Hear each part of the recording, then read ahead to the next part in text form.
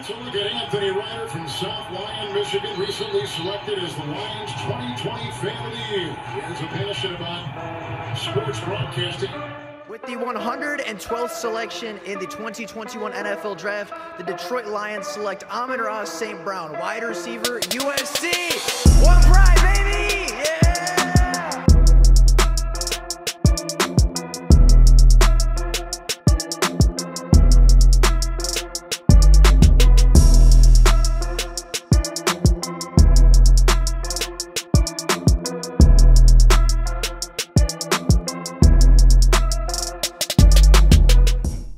What is going on, everybody? Welcome back to another Detroit Lions video. Today is the last day of covering the 2022 NFL Draft. Today, we are taking a look at 7th round cornerback Chase Lucas, the defensive back from Arizona State, and what was originally a pick that I did not personally grade very high after going back and rewatching the film, because admittedly, I was somebody that was not very knowledgeable about the Arizona State defense nor the Arizona State player himself. Going back and rewatching the film, I believe the Lions may very well have found themselves a gem in the 7th round of the NFL Draft and very well could have a future lockdown cornerback on their roster. So with that being said, and without any further ado, let's take a look at 7th round pick and quite honestly underrated value of Chase Lucas, the defensive back from Arizona State. Now, Chase Lucas stands at 5'11", 180 pounds as a cornerback from Arizona State. He played 5 years with the Arizona State Sun Devils, and in his combine, put up a very respectable 4.48 40-yard dash, 39-inch vertical jump, and 128-inch broad jump. He was the 16th selection in the 7th round of the NFL Draft, going with 238 overall in said draft, and overall, I honestly don't think it was that bad of a value. And going back and re-looking at the film and rewatching this guy's tape, the value for a 7th round pick is pretty solid when taking a look at Chase Lucas. In his senior season with the Sun Devils, he reported over 34 tackles, 1 tackle for loss, and 6 passes defended. It's not the flashiest statistics and it's not the biggest numbers, but for a cornerback, a quiet stat sheet is a really good thing. It means you're not being targeted, it means you're not being tested, and it means you are doing your job being a lockdown cornerback. And the turnovers came early in his career. As in his entire 5-year career at Arizona State, he recorded over 223 tackles, 12 tackles for loss, 2 sacks, 6 interceptions, 28 passes defended, 2 forced fumbles, and a fumble recovery. And last season, he allowed zero receiving touchdowns on over 300 pass coverage snaps. He became more of a lockdown cornerback every single year at Arizona State. And what started out as a guy that would maybe give up a big play, but also make a big play in return, and what started out as a cornerback that would get a lot of interceptions, but give up some big plays, quickly turned and quickly transitioned into a shutdown cornerback that doesn't get targeted very often, that doesn't get the big time turnovers, that doesn't get,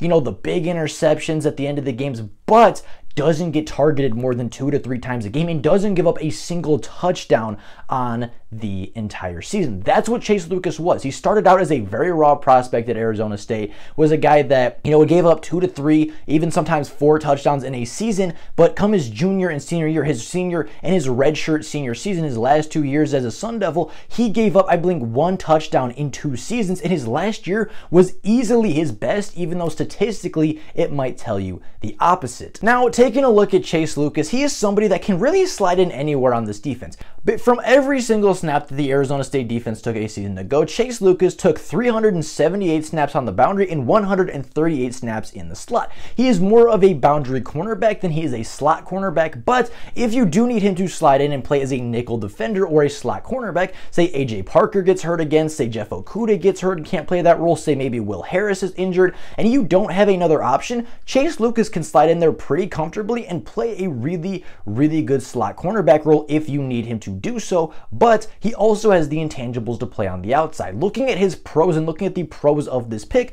Chase Lucas is a leader on the Arizona State defense. He is very experienced, having 5 years of collegiate play under his belt at a Power 5 conference, playing the likes of Oregon, playing the likes of, whatever the best teams in the Pac-12 are, Washington, Oregon, Washington State, right? Some really big offenses in that conference. Chase Lucas Lucas played against all of them. He played against the best wide receiver each and every week that the Sun Devils faced. And he is experienced, he is proven, and he is a really good veteran leader to add to this defense. Not to mention he brings depth to a position that needed a lot of depth for the Detroit Lions. Last season, Jeff Okudah, Amani Oruwariye, Jerry Jacobs, AJ Parker, Ifeatu Melifonwu, and Mike Hughes all missed time. And Mike Hughes, I don't think actually missed a lot of time a season ago, but previous years in his NFL career with the Chiefs and the Vikings, he did have some serious injury concerns, right? Jeff Okudah was out. He missed 16 games. Amani missed, I believe, 3 to 4 games. AJ Parker missed 4 games.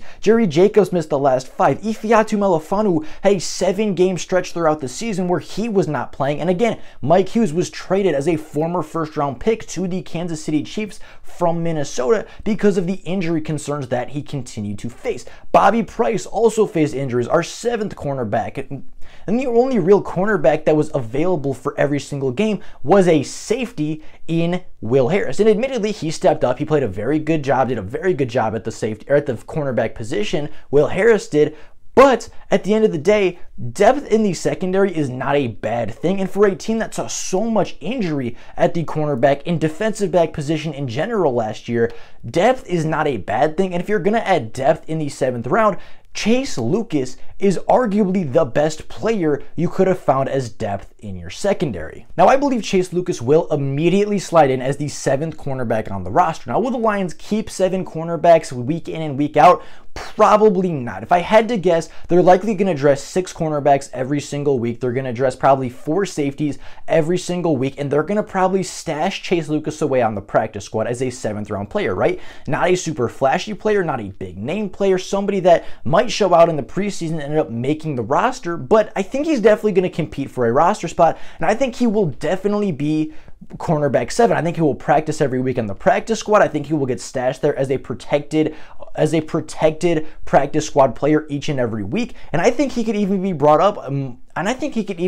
up multiple weeks throughout the season when injury inevitably comes for the Lions secondary. And cornerback 7 may seem like a shot at this player. It may seem like, oh, he's not going to beat out a couple undrafted guys. He's not going to beat out, UDFAs from last year, right? He's a 7th round flyer. He's not going to make the active roster come week 1. It's not so much that the 7th cornerback position is a shot at him, so much as a credit to how deep our cornerback position truly is, right? In last season, as I mentioned, with all of the injuries, cornerback 7 starts the last 2 games of the season. The last 4 to 5 games of the season, the Lions were starting a safety at the boundary cornerback position, not even as a slot thing, as a boundary cornerback versus Davante Adams in week 17. It was Ifeatu Melifonwu and Will Harris. So cornerback 7, although it might seem like a slander, although it might seem like a shot, really isn't that bad of a position for Chase Lucas to be in as a 7th round pick. I don't think he will make the active roster, but I think he is a sneaky developmental guy. I think he's a person you put on your practice squad, somebody that's likely not going to get picked up off of waivers when the NFL regular season comes and when regular season cuts eventually, take their toll on rosters. I don't think he's going to be the first name to come to a lot of people's eyes. I don't think he's going to be the first thought in many general managers' minds, and that's why I think they can stash a guy like that on the practice squad, pull him up 2 or 3 weeks when you really need depth, when you really need help in the secondary. And I think that he can develop into a really good player. And I think if you're talking about starting Chase Lucas for 2 to 3 games this season, that's not their worst option. I mean, they started worse talent a season ago than Chase Lucas. Just flat out and plain and simple, they started worse talent at boundary cornerback a season ago than what Chase Lucas has to offer for the Detroit Lions.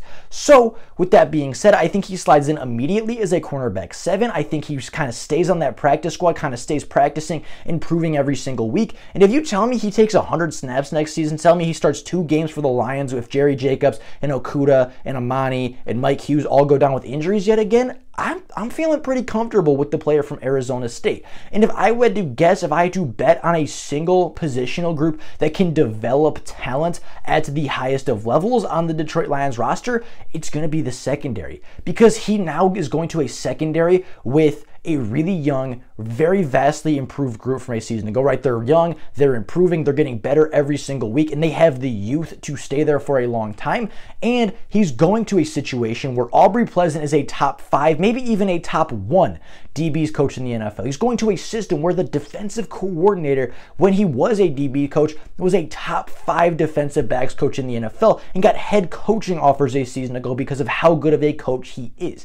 The defensive backs for the Detroit Lions are the luckiest positional group because they have 2 of the best defensive backs coaches in the NFL to talk to work with, and to help them grow and develop. And if I had to bet on any positional group to develop the best, to develop the fastest, and to reach their ceiling the most likely, and to reach their ceiling the most amount of times, I'm going to take the defensive back position because the coaches are the best. I think our DB coaching is the best on the roster, and if they can develop undrafted free agents like Jerry Jacobs, if they can develop undrafted free agents like AJ Parker, and if they can have faith in late round guys, if not even undrafted players, and put them in a starting role and make them look like competent starting cornerbacks in the NFL, they can certainly do a lot with Chase Lucas. Chase Lucas was a draftable player. He was a drafted player. Coming out of college, he is more highly regarded than Jerry Jacobs and AJ Parker a season ago. And both of those players not only made the roster, but started and played very well for multiple games at a starting cornerback position. So with all that being said, I think Chase Lucas was a very good pick. I'm not going to give it an A because I think in order to get an A on day 3, you would at least have to start.